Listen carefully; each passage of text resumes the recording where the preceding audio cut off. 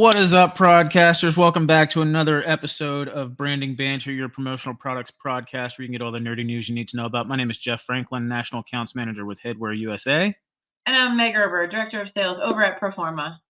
Sarah Goshgarian-Unruh, National Sales Manager at Stalls. And we're joined today by a special guest, Logan. Do you want to introduce yourself, sir? Would love to. Thanks again for having me. Logan Altman, Chief Impact Officer at Doing Good Works, based out of Orange County, California. Very cool. Well, before we get started in today's topic, Logan, do you want to give us a brief introduction of maybe how you got started in the industry or a little bit about yourself?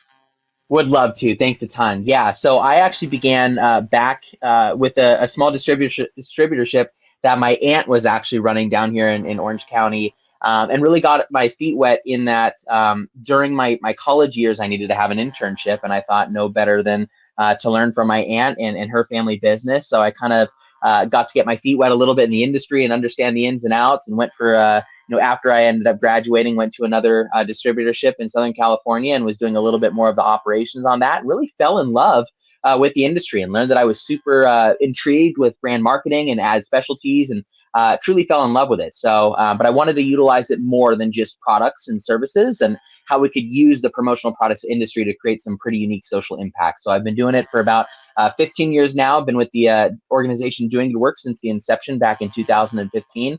And I've had a real fun time being able to leverage B Corp and social enterprise within this industry to create some real unique outcomes and changes that's moving the industry in a real fun direction. So super thrilled to be here. And again, thanks for having me. Yeah, absolutely. Well, very interesting that you mentioned B Corp, because that's what we're going to tackle today, man. We're going to talk about the big debate. Is B Corp certification still the gold standard for ethical business, or is it losing its impact? To be or to not, or not to B Corp.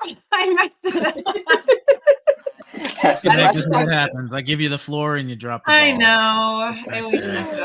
Well, I think this actually came at a really good time, because I think up until this article came out on ASI, we really just held it to this gold standard. And I'm on the Promo Cares board, and I know the first person in our industry was Denise Tasheru at Fairwear, and then Danny Rosen at Brand Fuel. So I know.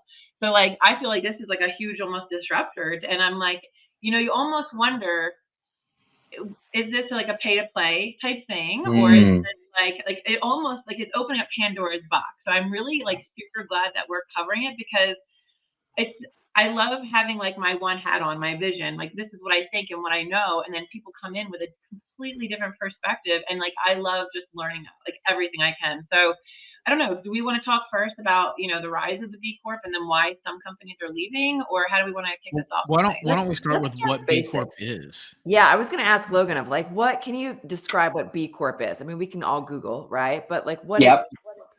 So B Corp is really an understanding about leveraging the for-profit business entity to create social impact. So B Corp stands for Benefit Corporation. And ironically enough, our organization was one of the very first registered benefit corporations in the state of California, even before we ended up becoming a certified B Corp with B Lab at the time. It really is to leverage business as a force of good. And that can mean both locally as well as globally. There's a very heavy emphasis on sustainability.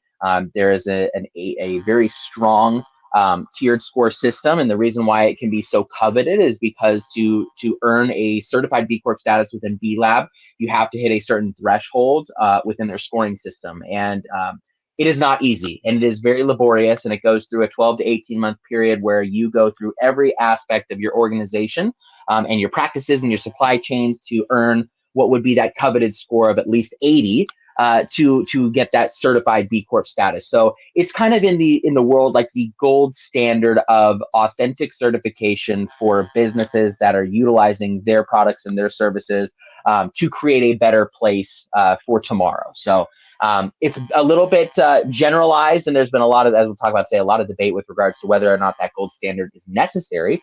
But it did a really good job of putting some of the big players on the maps, like the Dr. Bronner's, like the Ben & Jerry's, Tom's Shoes. I mean, that one-to-one model where it's separating out nonprofit and making sure that you can use business to create change, and that revenue generation isn't a bad thing. So it's been a unique thing. And as an organization, as one of the pioneers, as a certified or as a registered public benefit corporation in California, we were kind of the first in that industry to kind of figure out how do you use promo, normally a commodity type based organizational drive to create better outcomes for the planet.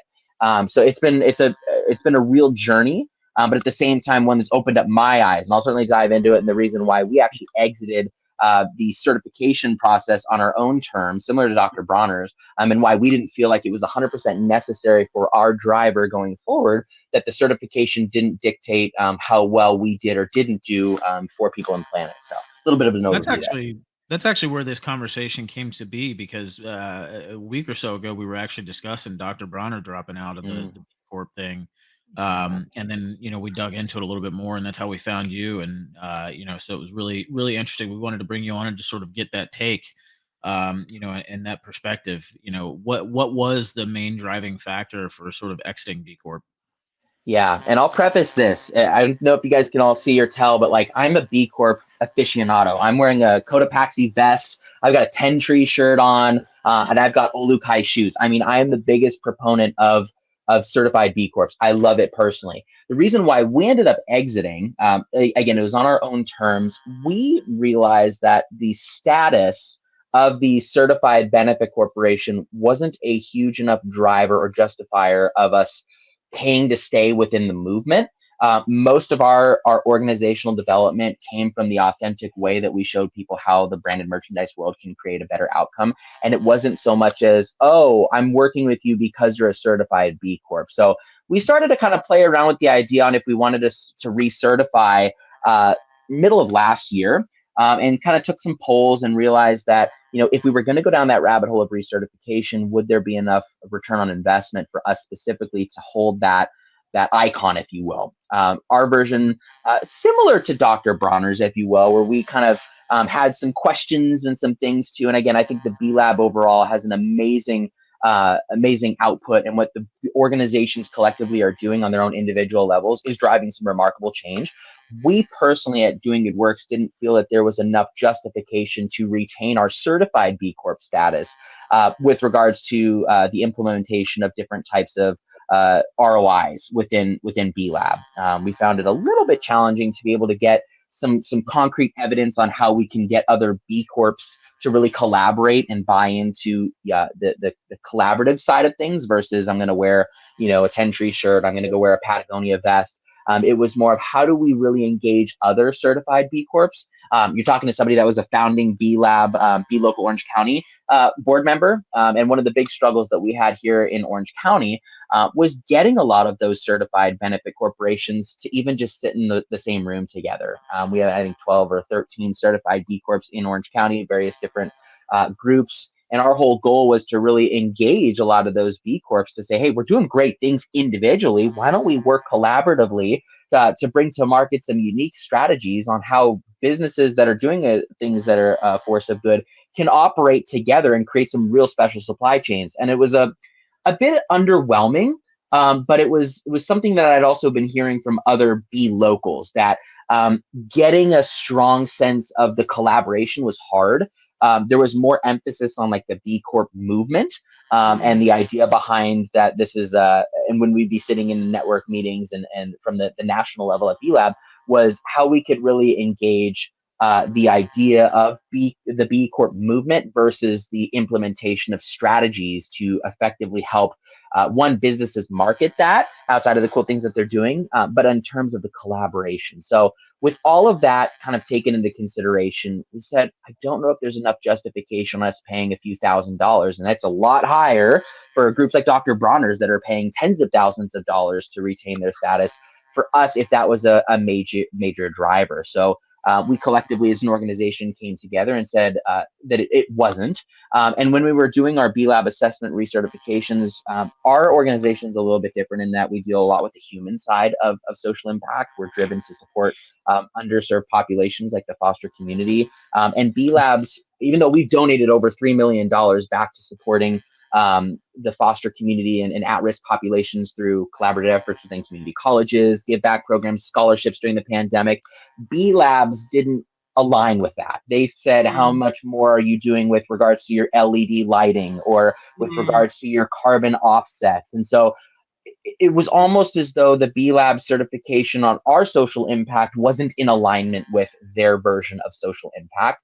And we said, well, with that being said, we can still be a driver of socially conscious products. We can still be a real strong proponent for supporting B Corps. But for us at Doing Good Works, if our version of social impact doesn't necessarily align, we don't justify the need for that certification, then it wasn't in our best interest to pursue that recertification. So that's kind of where we're at today. It makes a lot of sense, and every question that I wrote down, you literally answered, like every one. But I think you can really speak to that. I think, and I was almost expecting more of what Dr. Bronner was going with, and they had raised concerns about, I guess the large multinational, trying to read this, sorry, it leads to greenwashing and purpose washing. Yep. But I really feel like I hate putting that type of stigma on this at all. So I do have something to say on that, but do you see that happening because it is pay to play a little bit, or what? I would really hate to think that. Yeah, it's kind of a tricky situation because, again, the whole idea behind B Labs is phenomenal. And I don't think there's a type of, as they call it, a movement that's out there that's driving on a global level, the type of forward thinking that not only are we requiring, but that the millennial and Gen Z populations are really demanding. They're demanding that there's authenticity in the entirety of the supply chain, that you as an organization are helping to provide a whole slew of new ways of thinking to ensure that we're doing right by people and planet. And so that type of gold standard that B Labs is really pushing, and we're seeing the biggest groups in the world coming to the table and saying, we want to follow in that type of footsteps for that type of autonomy. It is hard to be able to have an entirely circular, in a way, supply chain that is 100% vetted all the time by all of these companies. And I think there is, unfortunately, greenwashing that does happen. And that does happen at quite a few different levels. I think Dr. Bronner's brought up a great point, was saying if you're letting certain organizations that have a history of X, Y, and Z that don't align with the values of B Labs, why would they be allowed? And then you've also got some struggles. I personally, within B Local Orange County, know of sole proprietorships and groups that have only 2 or 3 employees that have had to go through an 18 to 24 month rigorous assessment for just a 2-person operation to get that quote unquote badge. Then they don't even offer any products. It's all service based. So the greenwashing's big, and I think it's really hard for the scalability of B Lab being, almost, I don't know, thousands of individuals across the globe to have that true understanding. And I think once the cracks start to show and you see some of the bigger multinational groups that have a history of some issues in terms of their business practices getting certified, it raises some red flags and some people saying, well, if they get in, what does that mean for me that cares so much about the entirety of it, that certain groups get to be a part of that because of maybe it's the notoriety that their name is now associated with B Lab. Exactly. That's where it gets tricky. And I've seen so many LinkedIn conversations. I've scrolled through thousands of people that are proponents of it, or even they're a part of the social enterprise movement, or they just care about the world, jumping in to say, like, this has raised a lot of questions in terms of how we can be authentic about this B Corp movement, B Lab movement. And when I went through I want to call it like an exit interview with my CEO, and I went through with B Labs, they were more or less okay with us leaving. There wasn't a whole lot of what can we do to retain you guys. And my B Local network leader, who's a huge champion of B Labs, that's his whole world is getting businesses into B Corp certification, had said, I don't know of another group that has done more for social impact than Doing Good Works. The $3 million, the thousands of lives changed, the amount of just generational cycles broken, that doesn't necessarily align. Would B Lab be willing to come to the table and maybe offer some changes potentially with the scoring, and not to necessarily discredit some of the other things that are going on, but also think about some other areas that they may not have? And kind of the general consensus was, well, we've done our vetting. We know what we want to kind of focus on. We'll maybe consider it in the future, but this is it. And we also talked about the scoreable impact and how does that result in ROI? What do I, as a B Corp that's paying thousands of dollars, what do I get armed with besides this movement? And this, and there wasn't a whole ton of concrete evidence that they could come back and say that there's something that we have today that could arm you, but we're working on it. So there's just some questions raised. I think the Dr. Bronner thing's going to get a lot of ears perked, especially within B Labs, to at least reevaluate how we can provide a real strong sense of community. Because I don't want it to discredit what B Corps are doing. Like I said, I'm a huge advocate for B Corps. I am the biggest driver of that. And because we're also a registered benefit corporation, it doesn't discredit us as a B Corp. We're just not a B Lab B Corp. So there's a lot that I think can be really, really focused on in terms of improvement. I hope and pray that that B Labs continues to refine, and because this movement is truly special. And I think there's a lot of great opportunity for it. And we've always said too, we want to leave the door open. Right now it's not a driver, and a lot of our B Corp partners have said, you know what, kudos and great. We still love you. We're supporting you. It's not going to deter us away. You're still a certified social enterprise and a registered B Corp. That's good enough for us. But that it was a conversation that said, if we feel that there's an opportunity for us to recertify, we're never going to shut that door. Absolutely.